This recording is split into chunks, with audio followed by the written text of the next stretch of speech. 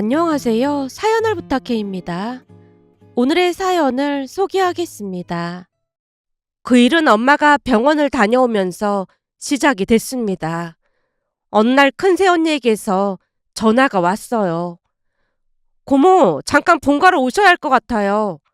본가로요? 지금 상황이 조금 심각해서요. 암튼 지금 빨리 건너오세요. 큰새 언니와 전화를 끊고 곧장 친정으로 갔더니 두 오빠 부부와 엄마가 거실에서 우리 부부를 기다리고 있었는데요. 가족들 모두 슬픈 표정을 하고 우리를 바라봤습니다. 특히나 엄마가 여러 가지 감정이 뒤섞인 그런 모습이었다고 해야 할까요? 다들 왜 이러고 있는 거야? 엄마, 무슨 일인데 그래? 고모랑 고모부 우선 여기 앉으세요. 큰새 언니가 우리를 소파에 앉게 했고 큰오빠가 입을 뗐습니다. 사실은 네 큰언니가 엄마 모시고 대학병원 가서 다시 정밀검사를 받았어. 정밀검사라니? 그때 건강검진 때 아무 이상이 없다고 했다며. 사실은 그때 의사가 정밀검사를 받아보라고 말을 했는데 니들 걱정할까봐 그냥 둘러댔던 거고, 혹시나 별일 아니겠지 그런 생각을 하기도 했고 말이야. 그럼 별일 아닌 게 아니라는 거야? 무슨 문제라도 있다는 말이야? 순간 제 목소리가 떨리고 있었는데요. 아빠가 돌아가신 지 2년 만에 들려온 청천벽력과도 같은 소식이 아닐 수 없었기에 순간 의식이 혼미하게 흔들리는 것이 느껴졌습니다. 고모, 괜찮은 거예요? 그래서 병원에서는 뭐라고 했는데? 제 물음에 큰오빠가 미간을 잔뜩 찌푸리며 땅이 꺼져라 한숨만 내쉬고 있자 엄마가 조용히 입을 뗐습니다. 병원에서 췌장암이란다. 췌장암? 몇 기라는데? 그러니까 암 몇 기 그런 게 있잖아. 말기래. 말기? 그동안 아무런 증상도 없었는데 말이 안 되는 소리잖아. 췌장암이 원래 초기에는 증상이 잘 안 나타난다더라고. 근데 엄마는 괜찮아. 이참에 네 아빠 곁으로 가게 돼서 오히려 설레고 그래. 엄마, 말이 되는 소리를 좀 해. 나는 진짜 괜찮으니까 다들 너무 슬퍼하지 마. 그래도 치료는 해야 할 거 아니야. 해볼 건 다 해봐야지. 당연하지. 해볼 건 다 해보긴 할 거야. 그치만 어차피 얼마 안 남은 인생 내내 병원에서 지내는 것보다는 그동안 못 해본 것 좀 하면서 지내고 싶어.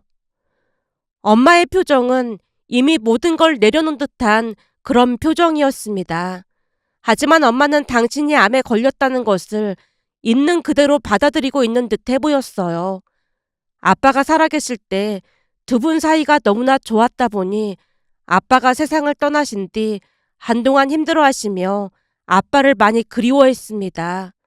그도 그럴 수밖에 없었던 것이 아빠는 많이 자상한 분이셨고 엄마는 자주 깜빡깜빡하는 편이었기에 아빠가 항상 엄마를 세심하게 챙기곤 했습니다. 그랬던 아빠가 세상을 떠나고 난 뒤 엄마는 식음을 전폐하고 몇 달 내내 울기만 했어요. 밥도 제대로 챙겨 드시지 못할 지경이어서 큰오빠 부부가 엄마를 모시고 살게 됐어요. 처음에는 엄마가 기겁을 한 채 손사래를 쳤습니다. 싫다. 내가 왜 니들하고 같이 살아. 그리고 난 이 집에서 한 발자국도 안 나갈 거야. 아직 네 아빠 냄새가 그대로 남아있는데 내가 가긴 어딜 가. 어머님, 그럼 당분간만 우리 집에서 지내시다가 다시 돌아오시면 되잖아요.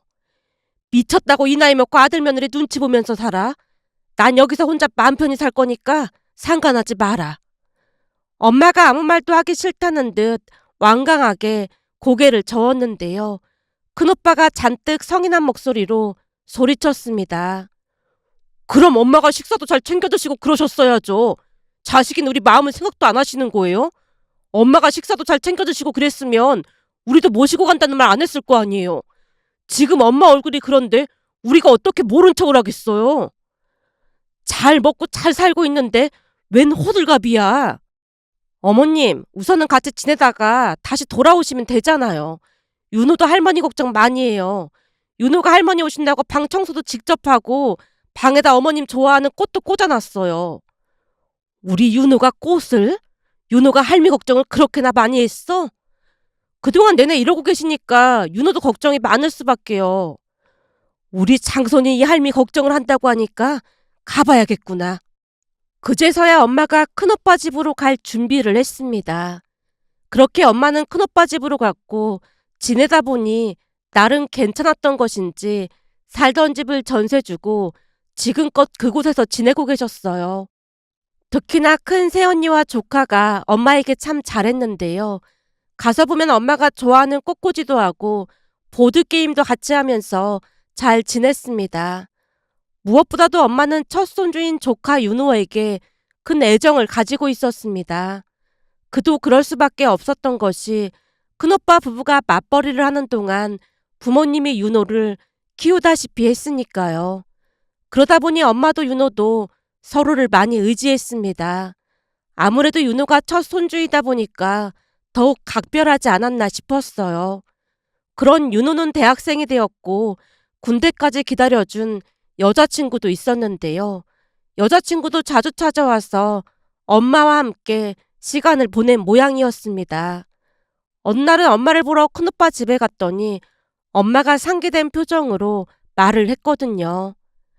윤우 여자친구가 놀러 왔는데 성격도 좋고 아주 마음에 들더라.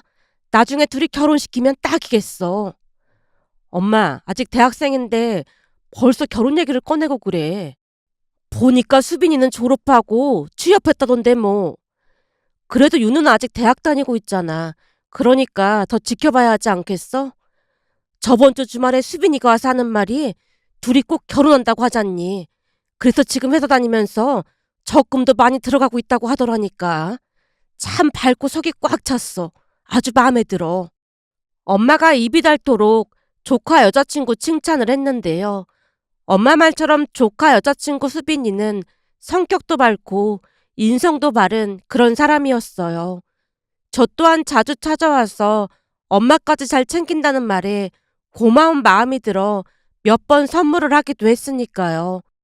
그렇게 큰오빠네 집에서 엄마는 다시 활력을 되찾았습니다. 그런데 이제야 안정을 찾았다고 생각을 하던 차에 암이라는 말에 큰 충격을 받을 수밖에 없었어요. 하지만 엄마는 놀랍도록 담담한 모습을 보였습니다. 잠시 후 엄마가 피곤하다며 방 안으로 들어가자 큰 새언니가 입을 뗐어요. 제가 보기엔 우리가 걱정할까봐 어머님이 더 아무렇지도 않은 척 하시는 것 같아요. 그러니까 앞으로 마음이라도 편하게 해드려야 할 것 같네요.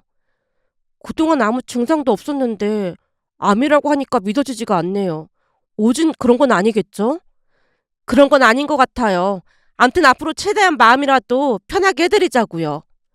큰 새언니 말에 다 같이 고개를 끄덕였는데요. 얼마 뒤부터 엄마가 주변 정리를 하기 시작했습니다. 어느 날은 또다시 가족들을 모아놓고 말을 꺼냈어요. 니들 이모가 그러는데 죽기 전에 재산 정리를 하는 게 좋다고 했어. 나도 그럴 생각으로 니들 불렀다. 마지막 내 소원이니까 그런 줄 알고 잘 들어주길 바란다. 그 어느 때보다 엄마 표정이 간절해 보였기에 가족 모두 동의한다는 듯이 고개를 끄덕였습니다. 그러자 곧 엄마 입에서 충격적인 말이 새어나왔습니다. 다들 알다시피 그동안 우리 장남부부 덕분에 내가 잘 살았잖니. 니들 아버지 세상 떠나고 난 뒤 하루하루 사는 의욕이 없었는데 우리 맏며느리랑 맏손주 윤우 덕분에 나름 잘 살았어. 그래서 말인데 내 앞으로 되어 있는 아파트를 우리 윤우한테 줄 생각이야. 그러니까 다들 그런 줄 알고 따라주길 바란다. 네? 그러니까 강남에 있는 그 아파트를 윤우한테 주신다고요? 순간 작은 새언니가 놀란 표정으로 물었는데요. 그도 그럴 수밖에 없었던 것이 그 아파트 가격이 어마어마했으니까요. 물론 다른 재산도 있긴 했지만 그 아파트에 비하면 아무것도 아니었기에 작은 새언니가 당연히 놀랄 수밖에요.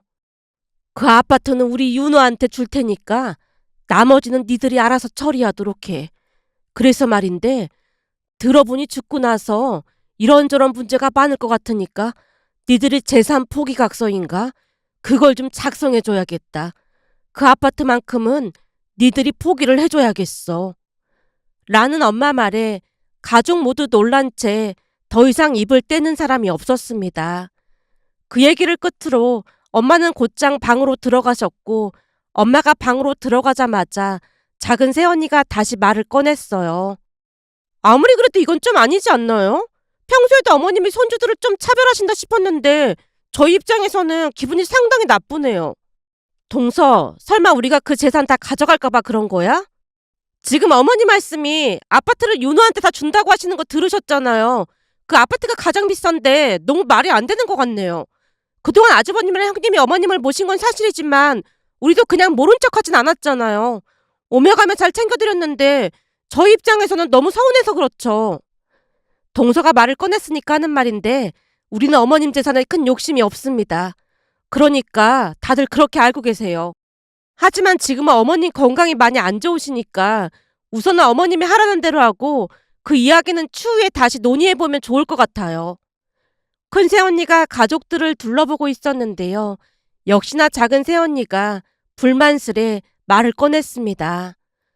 그러니까 형님 말은 우선 재산 포기각서 거기에 도장을 찍으라는 말씀이신 거예요? 그게 사실은 어머님이 같은 얘기를 계속 반복하셨어요. 그러다 보니까 우리도 설득을 많이 했는데 나중에는 어머님께서 막 화를 내시다 보니까 우선은 어머님 뜻대로 해드리고 나중에 다시 이야기를 나누는 게 어떨까 싶어서 그래요. 이런 말씀드리기 좀 그렇지만 아프신 대로 어머님이 예전 같지 않으세요. 막무가내로 화를 내시기도 하고 암튼 그렇다 보니까 우선은 어머님 마음이라도 편하게 해드려야 할 것 같아서요. 그리고 나중에 다시 얘기하는 게 낫지 않을까요? 아님 내내 재산 이야기만 하다가 허송세월 보내야 할 것 같아서요. 큰 새언니 말이 틀린 말이 아니었기에 제가 대답했습니다. 큰언니 말이 맞는 것 같아요. 지금은 엄마 마음 편하게 하는 게 제일 중요하다고 생각해요.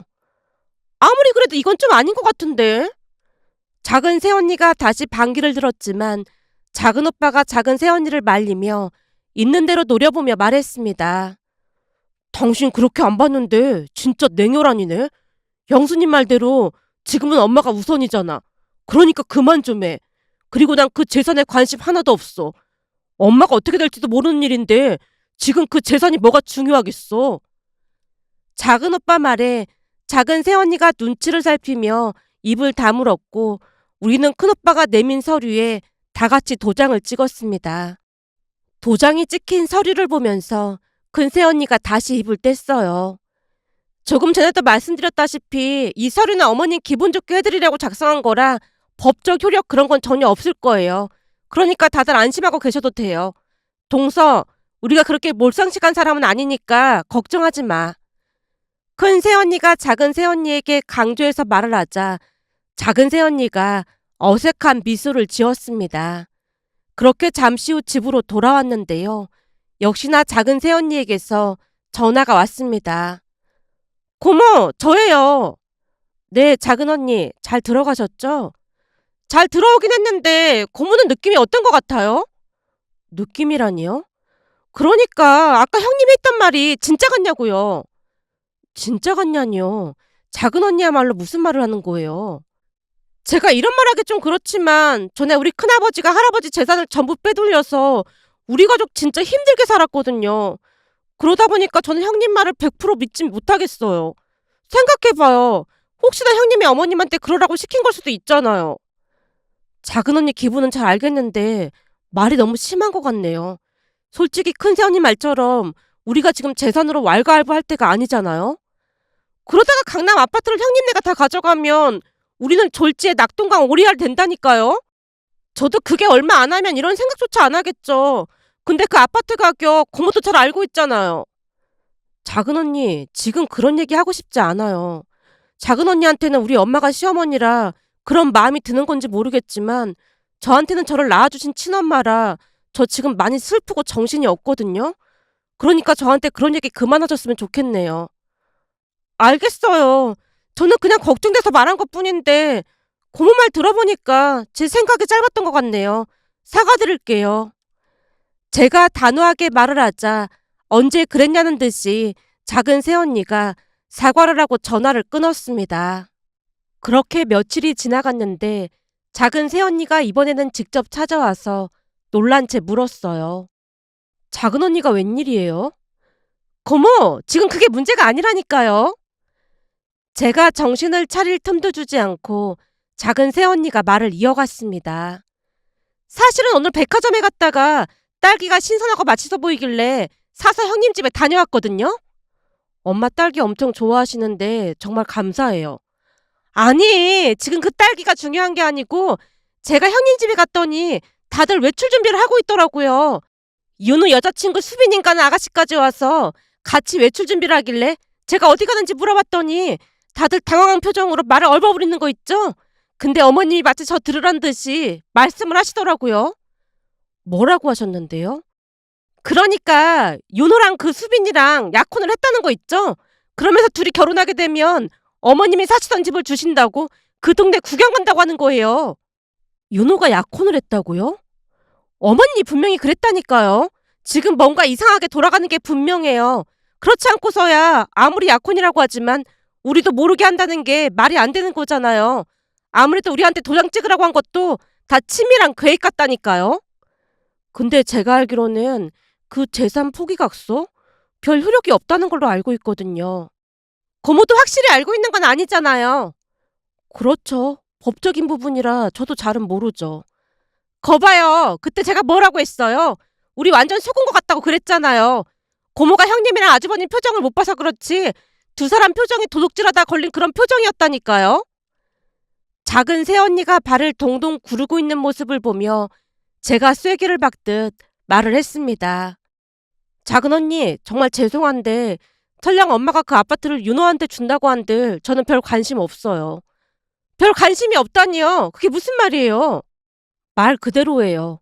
그게 우리 것도 아니고 애초에 엄마 건데 우리가 왈가왈부할 건 아닌 것 같거든요. 그렇게 해서 엄마 마음이 편해진다면 저는 그냥 엄마 뜻에 따를 거예요. 이만큼 키워주신 것만 해도 감사할 따름인데 엄마 재산까지 욕심내는 건 아닌 것 같아서요. 고모 마음은 어떨지 모르겠지만 고모부 마음은 안 그럴걸요? 그 아파트가 한두 푼 하는 것도 아닌데 가만히 있을 리가 없죠. 미안한데 그이도 별 관심 없다고 했거든요. 그게 말만 그런 것뿐이지 사람 마음은 다 똑같다니까요. 그러다 나중에 싸움 날 수도 있어요. 그때쯤 작은 새언니 머릿속에는 아파트 생각만 가득한 것 같았는데요. 정신이 반쯤 나간 게 아닌가 싶은 생각마저 들었으니까요. 작은 새언니의 행동에 기분이 나빴던지라 돌아가달라고 조용히 말을 했고 작은 새언니가 불만스러운 표정으로 입을 대빨 내민 채 돌아갔습니다. 그 뒤 작은 새언니가 큰 새언니에게 전화를 해서 따져 물었던 것인지 또다시 우리 모두를 불러서 한 카페에서 만났습니다. 집에서는 어머님이 계셔서 여기서 얘기하는 게 나을 것 같아서 이 카페로 오라고 했는데 괜찮죠? 그거야 상관없긴 한데 형님, 윤호 약혼은 무슨 말이에요? 진짜 약혼을 한 거예요? 윤호가 약혼을 했으면 우리한테 말은 했어야 하는 게 맞지 않을까요? 이제는 우리를 가족으로 생각하지도 않나 보네요. 그게 아니라 그게 어머니께서 조금이라도 건강하실 때 약혼하는 모습이라도 보고 싶다고 하셔서 수빈이네 가족들하고 간단히 밥만 먹은 것뿐이에요. 그러니까 다들 오해는 하지 마세요.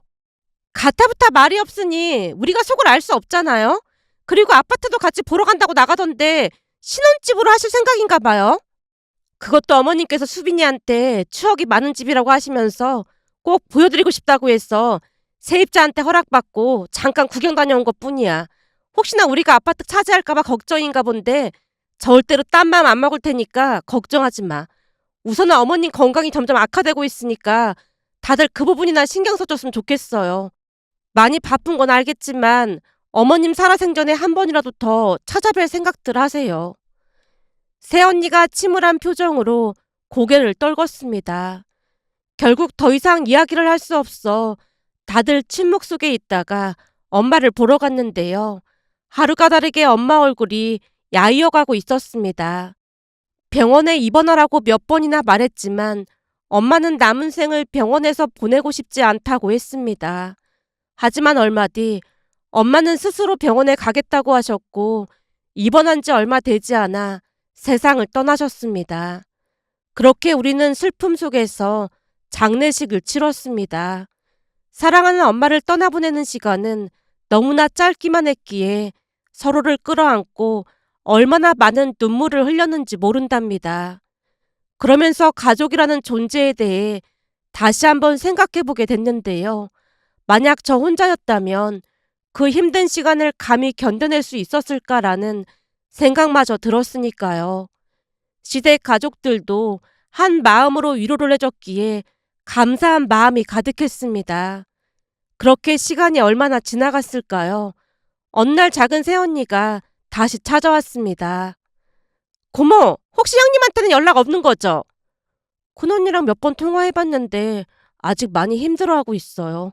아무래도 엄마랑 정이 많이 들었다 보니까 그런 게 아닌가 싶어요. 근데 그건 왜 묻는 거예요? 어머님 돌아가시고 이제 좀 지났는데 너무 조용해서 그렇죠. 조용하다니요? 아니 지금쯤은 재산 정리를 해야 하는 거 아니겠어요? 근데 아무리 생각해봐도 제 생각이 맞는 것 같다니까요. 원래부터 형님은 우리한테 재산을 줄 생각이 없었던 거예요. 그러니까 여지껏 입을 다물고 있는 거 아니겠어요? 작은 언니도 진짜 대단하네요. 제가 뭘요? 아무리 우리 엄마가 시어머니라고 해도 나쁜 시어머니도 아니었고 며느리들한테 나름 잘해주셨는데 작은 언니는 애도라는 것도 모르는 거예요? 저도 물론 많이 슬프죠. 하지만 말을 할 건 해야 하는 거니까요. 그러니까 제 말은 물론 슬픈 건 맞지만 마냥 슬퍼하고 있는다고 해서 문제가 해결되지 않는다는 거죠. 애도는 하되 짚고 넘어갈 건 짚고 넘어가야죠. 그때도 말했지만 우리는 재산에 조금도 관심 없으니까 그 문제라면 더 이상 찾아오지 마세요. 제가 딱 선을 긋자 작은 새언니가 난감하다는 표정으로 돌아갔습니다. 그렇게 또다시 얼마나 시간이 지났을까요? 어느 날 큰 새언니가 다들 모이라는 말에 다 같이 갔는데요. 큰 새언니가 조용히 입을 뗐습니다. 그동안 말을 못 꺼내고 있었는데 이제는 시간도 좀 지났고 말해도 될 것 같아서 불렀어요. 형님, 혹시 유산 얘기하시려는 거예요? 저는 형님이 혼자 꿀꺽한 줄 알았잖아요. 작은 새언니가 농담 반 진담 반으로 이야기를 꺼내자 큰 새언니가 미간을 잔뜩 찌푸리며 대답했습니다. 동서, 혼자 꿀꺽하다니. 아무리 가족이라 해도 말은 좀 가려야 하는 거 아닐까?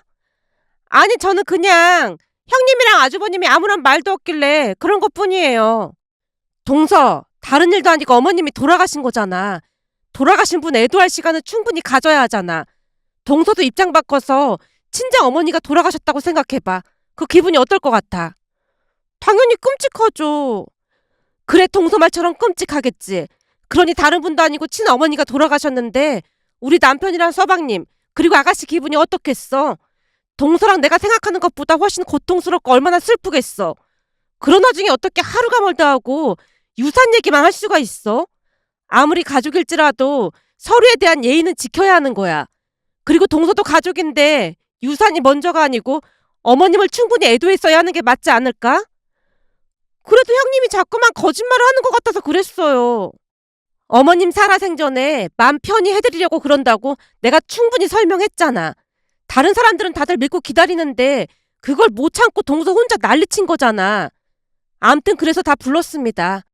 어머니께는 저희가 아파트 갖는다고 말씀드렸지만 그건 잘못된 거니까 정확히 나누는 게 맞다고 생각해요.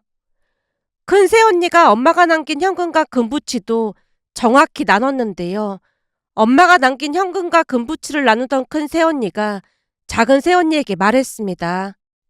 동서, 우리 몫은 동서가 더 가져가. 네? 형님네 몫을요? 서방님한테 얼핏 들었는데 박가사돈 어르신 수술하셨다고 들었어.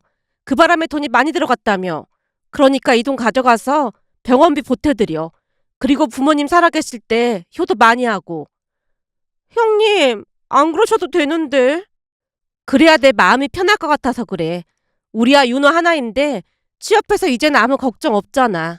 근데 동선에는 앞으로 돈 들어갈 곳이 한두 군데가 아니잖아.